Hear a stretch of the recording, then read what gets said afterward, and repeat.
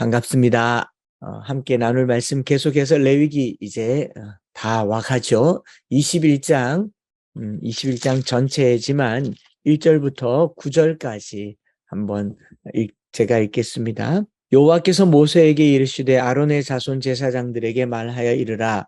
그의 백성 중에서 죽은 자를 만짐으로 말미암아 스스로를 더럽히지 말려니와 그의 살붙인 그의 어머니나 그의 아버지나 그의 아들이나 그의 딸이나 그의 형제나 출가하지 아니한 처녀인 그의 자매로 말미암아서는 몸을 더럽힐 수 있느니라. 제사장은 그의 백성의 어른인즉 자신을 더럽혀 속되게 하지 말지니라. 제사장들은 머리털을 깎아 대머리 같게 하지 말며 자기의 수염 양쪽을 깎지 말며 살을 베지 말고 그들의 하나님께 대하여 거룩하고 그들의 하나님의 이름을 욕되게 하지 말며 그들은 여호와의 화제 곧 그들의 하나님의 음식을 드리는 자인즉 거룩할 것이라. 그들은 부정한 창녀나 이혼당한 여인을 취하지 말지니 이는 그가 여호와 하나님께 거룩함이니라. 너는 그를 거룩히 여기라. 그는 내 하나님의 음식을 드림이니라. 너는 그를 거룩히 여기라. 너희는 너희를 거룩하게 하는 나 여호와는 거룩함이니라. 어떤 제사장의 딸이든지 행음하여 자신을 속되게 하면 그의 아버지를 속되게 함이니 그는 불사를 지니라. 아멘. 우리 레위기 말씀 계속 살펴보고 있는데요.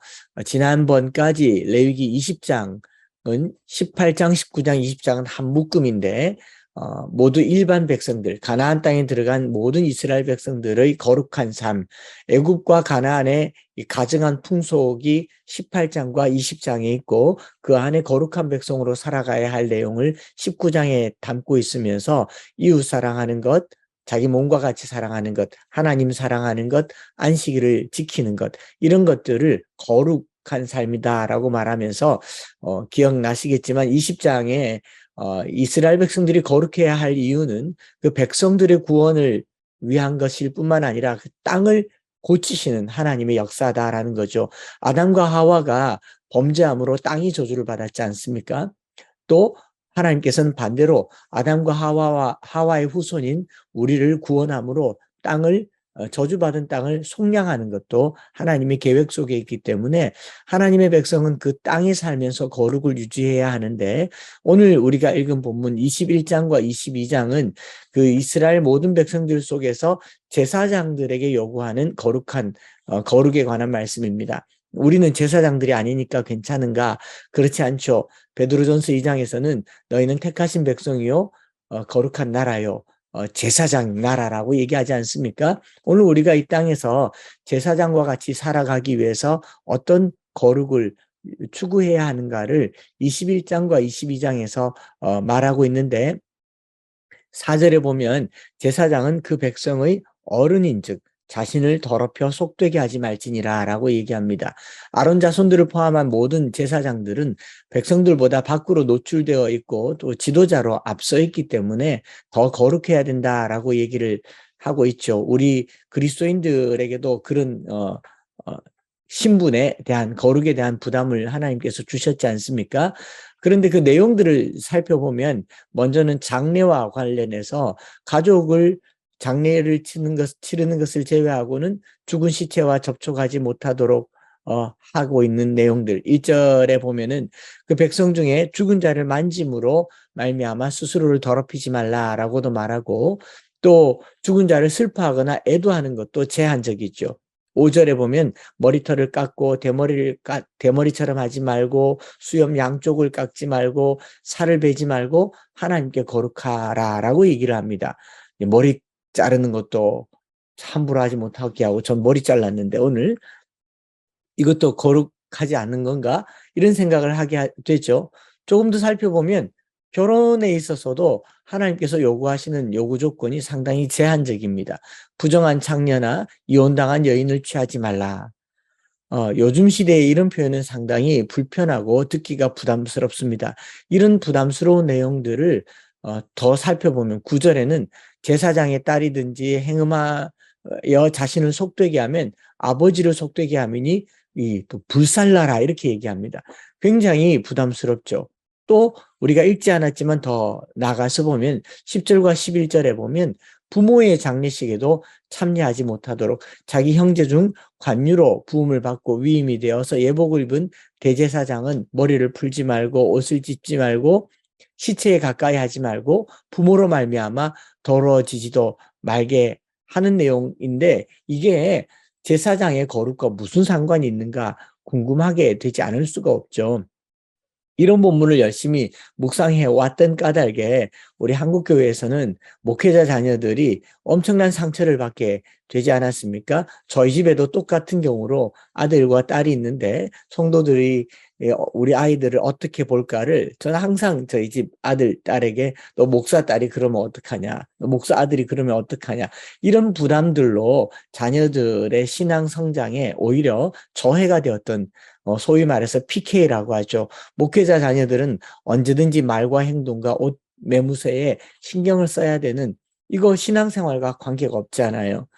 한날은 제 딸이 제가 집에서 이런저런 신앙적인 이야기를 했더니 제게 그렇게 말하더라고요. 아빠는 어, 교회에서 목사님이지 왜 집에서 목사님 하려고 하냐고. 집에서는 내 아빠가 아니냐고.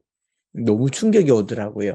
아, 내가 아빠가 된다라는 것과 목사가 된다라는 것이 완전히 다른 삶을 사는가 하는 마음에, 이것도 아닐 텐데 싶은 마음에 일단은 집에서는 아버지가 되기로 했죠. 그래서 집 안에 있는 모든 신앙서적, 신학서적들을 다 교회로 옮기고 집에 가면 옷 갈아입고 완전체로 아버지가 되기로 했고, 또 교회 오면 목사가 되어 있으니 이 신분의 괴리감이 너무 큰 거죠. 그럼 거룩이 어디 있는가를 곰곰이 생각하다가 아빠의 위치와 목사의 위치가 동일한 삶을 살아야 그게 거룩이 아닌가 생각을 하게 된 지점이 이런 본문들이었습니다. 내가 아이들에게 어떤 행동을 요구함으로 이들이 거룩하게 되는가, 그게 아닐 텐데 왜 하나님께서는 이런 장례식이나 그리고 머리털을 깎는 것, 수염 깎는 것, 이 아들, 딸의 결혼의 문제까지 개입해서 거룩을 얘기하는가를 자세히 들여다보면 본문이 말하고 있는 것은요, 제사장의 어떠어떠한 행위가 제사장을 거룩하게 하는 게 아니라는 걸 알게 됩니다. 본문에서 우리가 계속적으로 반복되고 있는 내용들이 있는데 그게 뭐냐면, 너는 그를 거룩히 여기라, 나는 그를 거룩히 여기는 여호와니라. 21장과 22장은 제사장의 거룩을 이야기하는데 6번 반복해서 어떤 표현이 있느냐면, 나는 너희를 거룩하게 하는 여호와니라, 너희는 나에게 거룩하라 라는 말을 하면서 나는 너희를 거룩하게 하는 여호와니라 8절, 그리고 15절, 23절, 그리고 22장에서도 9절과 16절과 23절에 나는 너희를 거룩하게 하는 여호와이니라 라는 것을 얘기하면서요, 우리가 깨닫게 되는 것은 무엇이냐면, 이런 앞에 적힌 행동들, 이런 행동들이 우리를 거룩하게 하는 게 아니다라는 거죠. 이런 것들을 행한다고 거룩해지는 게 아니라 이런 사람들을 거룩하게 하는 분이 여호와이니 너희는 그를 거룩히 여겨라 라는 겁니다. 우리 인생들은 어떤 행위로 하나님의 거룩을 본받을 수 있는 것 같지만 하나님의 기준에서 거룩할 수 없다라는 것을 금방 깨닫게 됩니다. 18, 19, 20장을 읽으면서 이웃을 사랑하고 또 이웃에게 선을 행하고 하나님을 경외하고 우상을 숭배하지 않고 안식일을 지키고 이 모든 것을 행위적으로만 한다고 거룩해지는가? 아니라는 거죠. 결국은 우리를 거룩하게 하시는 분은 하나님이시다라는 것을 반복해서 얘기하면서 이 21장 뒷부분에 16절부터 24절 우리가 읽지는 않았지만 그 내용들을 보면요, 조금 더 거룩에 대해서 생뚱맞은 이야기들을 합니다. 어떤 얘기냐면, 아론의 자손들 레위인들에게 말하는데, 육체에 흠이 있는 자는 하나님의 음식을 드리려고 가까이 오지 못할 것이니라. 요즘으로 치면 언제든지 누구든지 얼마든지 하나님께로 가까이 오라고 얘기해야 할 하나님께서 왜 구약시대 때 흠이 있는 제사장들은 못 오겠는가? 흠이란 말 사실 듣기 좋지 않지 않습니까?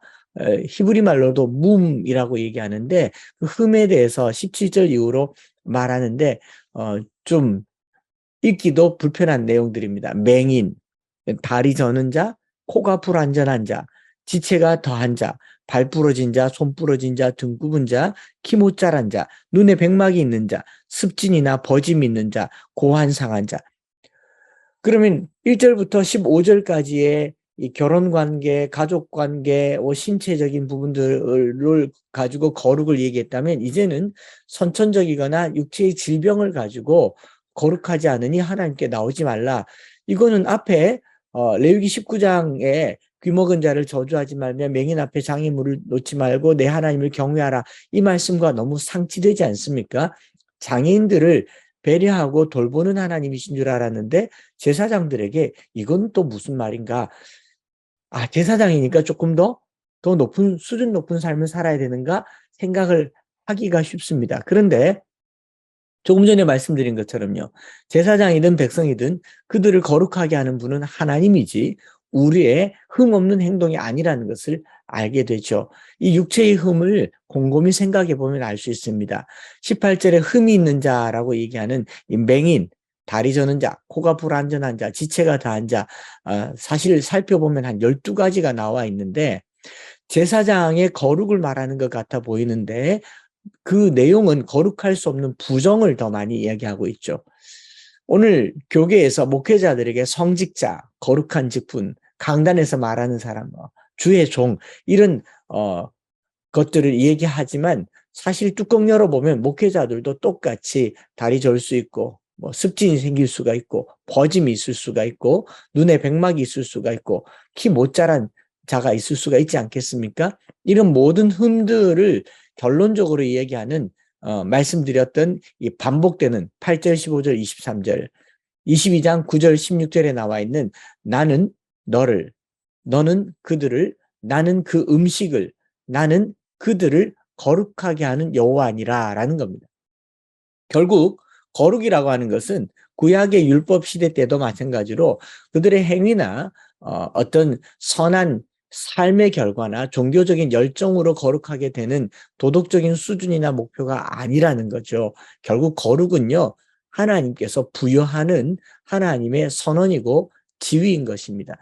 구약학자인 월튼이라는 분이 토라의 잃어버린 세계라고 하는 책에서 거룩을 이렇게 정의를 내렸죠. 거룩은 목표가 아니라 지위이다. 거룩은 하나님께서 우리를 거룩하게 여기시는 신적 선언이며 선물이며 지위인 것입니다. 이것을 신약적인 표현으로 얘기하면 칭의라고 얘기하죠. 의롭게 여기신다라는 겁니다. 그래서 그 토라의 잃어버린 세계라는 책에서는 하나님께서 자기 백성을 거룩하다라고 말할 때는요, 하나님의 수준에서 거룩을 우리가 도달할 수 없기 때문에 하나님과 자기 백성과의 상호작용을 통해서 백성의 정체성이 드러나는 수단으로 하나님의 거룩을 얘기한다라고 얘기를 하고 있습니다. 즉 우리는 하나님의 거룩을 하나님과의 관계에서 드러내는 반영하는 선물이라는 거죠. 이걸 레위기 전체에서 살펴보면요. 10장에서 레위의 아론의 두 아들들이 죽었습니다. 죽고 난 후에 상처받은 아론에게 이 자식 잃은 아비의 마음은 정말 마음 아프죠. 두 아들은 부정해서 죽었다 할지라도 거룩한 것과 속된 것, 부정한 것과 정결한 것을 분별하여 가르치라라는 내용부터 시작해서 11장부터 15장까지는 음식, 출산, 유출, 피부병, 여기서 오염된 것과 깨끗한 것 분별하는 것이 중요하죠. 그런데 이런 걸 다 분별한다고 우리가 거룩하게 되는 게 아니라는 겁니다. 그러면 구약에서도 신약 시대와 똑같은 복음의 메시지가 있습니다. 우리가 거룩하게 되는 것은요, 하나님께서 우리를 거룩하게 하시겠다고 하는 하나님의 선언과 약속에 달려 있는 것입니다. 이것을 신약 표현으로 칭의라고 얘기하죠. 우리 인생은 노력해서 거룩해지는 게 아닙니다. 우리 인생은 어떻게 되려고 애를 써서 거룩해지는 것이 아니라 하나님의 자비하심과 깨끗하게 하심으로 말미암아 거룩함을 얻을 수 있는 것이죠. 그 단적인 예를 17절 이후로 24절까지 나타내는 건데 조금만 묵상해 보면 이렇습니다. 여러분 맹인에게 왜 내게 가까이 나오지 말라고 했을까요? 앞을 못 보는 제사장이 제사 업무를 수행할 수가 없지 않습니까? 번제단에 불이 타고 있는데 앞 못 보면 큰일 나지 않습니까? 다리 저는 사람도 제사를 지낼 수가 없습니다. 굉장히 고역인데 나무 땔감을 떼야 되고 짐승을 잡은 것을 같이 올려야 되고 성막 안에는 의자도 없습니다. 늘 서서 제사를 드려야 됩니다. 소를 잡고 피를 뿌리고 이 하는 모든 일에 다리 저는 자 못합니다. 코가 불완전한 자, 이 코가 불완전한 자란 말은 이제 히브리 말로 이제 하람이라고 하는데, 이 하람이란 말은 이 그냥 코가 불완전한 게 아니라 요즘으로 치면 언청이라고 하나요? 이 여기 있는 것 때문에 음성이 정확하게 나오지 않아서 입 천장이 기형이어서 찢어진 코를 말하는데 의사소통이 안 되는 걸 말하죠. 지체가 더한 자, 발 부러진 자, 손 부러진 자. 이게 전반적으로 보면 사고나 부주의로 상처를 입었거나 장애가 있거나 여러 가지 경우에 있어서 하나님께 제사할 수 없는 사람, 등 굽은 자, 키 못 자란 자, 마찬가지죠. 구루병이라고 해서 비타민 D 공급 부족으로 등이 굽어 있는 사람. 번제단의 높이가 1.5m가 되는데 번제단에 제물을 올릴 수도 없지 않습니까? 눈에 백막이 있어서 사물을 구별하지 못한 경우도 마찬가지고, 피부에 습진이나 버짐 있는 사람들, 뜨거운 불 앞에서 제사를 집례하는 것이 대단한 고역입니다. 제가 요즘 중년기를 지내면서 얼굴이 자꾸 빨개져요. 이 빨개지는데 열만 닿아도 굉장히 반응이 나더라고요. 이 조그마한데도 반응이 나는 게 피부인데, 또 고환상환자, 생식기에 이상이 생긴 사람뿐 아니라 탈장으로 인해서 내장의 일부가 이렇게 근육으로 빠져나오는 경우를 고환상환자라고 얘기하는데, 이런 사람들 고된 업무의 제사 일을 할 수가 없습니다. 대부분 제사는 낮에 행해지는데 광야의 대낮은 또 뜨겁지 않습니까? 불을 가까이 해야 합니다. 이런 장애를 가진 제사장들에게 제사 집례를 하지 말라라고 하는 것은요, 부정하기 때문에 하지 말라가 아니라 그들에게 힘들기 때문에 제사 업무에서 열외를 시켜주는 거죠. 열외를 시켜주지만 이 신체적인 약점 때문에 제사 업무에서는 제외되지만 그들이 또 누릴 것은 한 가지가 더 있습니다. 22절에 보면 그는 그의 하나님의 음식이 지성물이든지 성물이든지 무엇할 것이라고 되어 있냐면 먹을 것이라고 되어 있습니다. 그런데 다른 번역 성경에는 그러나라는 말을 써두고 있습니다. NIV 성경에도 however라는 말을 쓰고 있는데요. 그러니까 신체에 장애가 있거나 몸에 불편하거나 다쳤거나 여러 가지 업무로 사정으로 하나님께 제사할 수 없는 사람은 제사에서 열외가 되지만 제사장이 먹는 몫은 똑같이 먹는다라는 말입니다. 이거는 배려죠. 돌봄이 바로 거룩이라는 겁니다. 비록 제사 집례를 하지 못한다고 해서 몫이 주어지지 않는 게 아니라는 겁니다. 장애로 인해서 비록 제사 집례에 참여하지는 못하지만 분명한 몫을 돌리도록 하면서 그들에게 녹을 주는 것, 장애인 제사장들도 먹고 살 수 있도록 해주는 생활에 책임을 져주는 것이 바로 제사장을 향한 거룩의 표현 방법이라는 겁니다. 그러면 전체적으로 21장에서 제사장이 거룩하게 되는 것은 어떤 것이냐? 수염을 깎지 않는 것, 장례에 참여하지 않는 것, 딸을 결혼을 정결하게 하는 것, 또 창녀와 결혼하지 않는 것, 이런 것들이 아니라 그런 상황에 놓여 있는 부득이한 상황이라 할지라도 그들을 거룩하게 하는 분은 나다라는 것을 말하는 거죠. 교회에서 혹은 우리가 성직을 함에 있어서 교역자의 지위는요, 얼마나 많은 일을 할 수 있는가에 영향을 두지만 하나님께서는 제사장을 그가 가진 역량이나 그가 제사 업무를 얼마나 원활하게 수행할 수 있느냐에 두지 않고 그를 거룩하게 하시는 분은 나다라는 것을 얘기하는 거죠. 여러분, 우리가 뭘 잘해서 열심히 노력해서 거룩하게 되는 것이 아닙니다. 거룩은 하나님의 자비하심과 하나님의 사랑과 하나님의 인정을 통해서 나타나는 것입니다. 거룩의 기준은 하나님이시지만 거룩하게 하시는 분도 하나님이십니다. 우리가 하나님께 꼭 붙어 있을 때 우리의 연약함에도 불구하고 거룩하게 여기시는 하나님을 붙들고 살아가시기 바랍니다. 로마서 4장이에요. 행한 것이 없는 아브라함이 믿음의 의로 여겼다라고 얘기합니다. 우리가 뭔가를 행해서 거룩해졌으면 그것은 내 것일 겁니다. 성도의 거룩은요, 우리가 뭘 행해서가 아니라 우리가 때로는 코가 비뚤어지기도 하고 눈에 백막이 생기기도 하고 소경이기도 하고 다리가 부러지기도 하고 피부에 버짐이 생기기도 하고 때로는 우리의 삶이 결혼관계나 장래관계나 여러 가지 것에 있어서 결점과 흠이 많음에도 불구하고 우리를 거룩하게 여기시는 분은 하나님이십니다. 그래서 하나님의 이름을 붙들고 하루하루 살아가는 이 삶을 주님은 거룩이라고 이야기를 하십니다. 오늘 우리 하나님의 자비하심 아래서 거룩함을 덧입어 살아가는 이 신적 지위가 회복되기를 주님의 이름으로 축복을 드립니다. 기도하겠습니다. 하나님 아버지, 전혀 거룩하지도 않고 거룩할 수도 없는 상황에 있는 당신의 제사장들을 거룩히 여기시는 하나님을 보았습니다. 오늘 우리의 삶이 주님 앞에 의로울 것도 없고 의롭지도 않음에도 불구하고 의롭게 여겨주시는 하나님 감사드립니다. 우리가 정의롭게 사는 듯이 분개하고 세상을 향하여 정의를 외치고 분노하지만 정작 하나님 앞에 우리는 아무것도 아니었던 존재였다는 것을 잊지 말게 하여 주옵소서.